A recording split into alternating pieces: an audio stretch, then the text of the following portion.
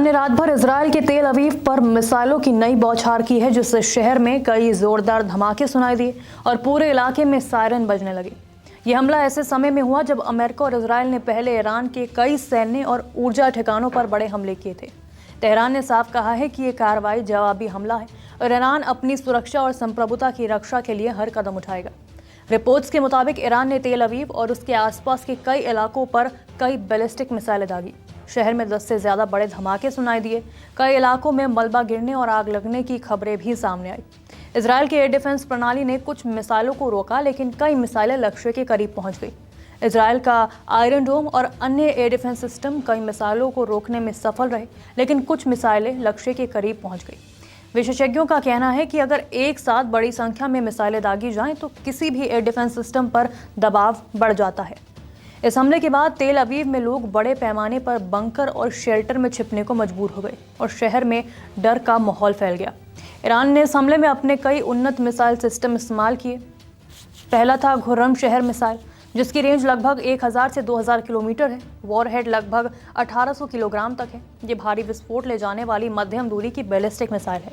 इसके अलावा फतेह, जो कि हाइपरसोनिक मिसाइल है, हाइपरसोनिक गति से चलती है, दुश्मन की एयर डिफेंस को चकमा देने के लिए डिज़ाइन की गई है। इसकी अनुमानित रेंज लगभग 1400 किलोमीटर तक है। और तीसरी थी खैबर शेखन मिसाइल। लंबी दूरी की यह बैलिस्टिक मिसाइल है। ये भारी वॉरहेड ले जाने में सक्षम है।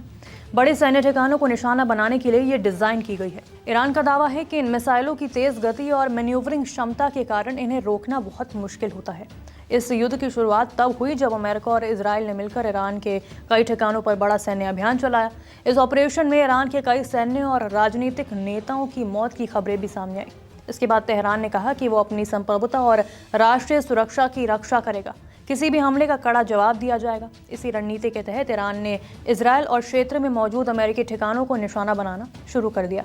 अब विश्लेषकों के मुताबिक इस हमले से ईरान के 3 बड़े संदेश देने की कोशिश की गई।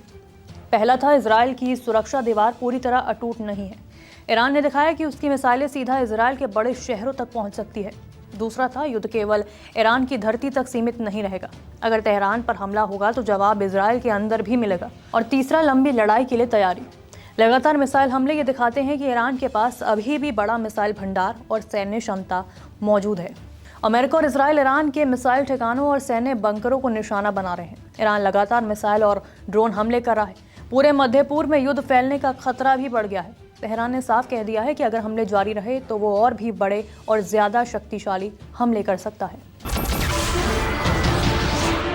नमस्कार, मैं हूं मानक गुप्ता। अगर आपको हमारा ये वीडियो पसंद आया हो तो इसे लाइक और शेयर जरूर करें। और हाँ, हमें सब्सक्राइब और फॉलो करना ना भूलें, ताकि आप देश और दुनिया की कोई खबर मिस ना करें। तो जुड़े रहिए हमारे साथ और देखते रहिए News 24।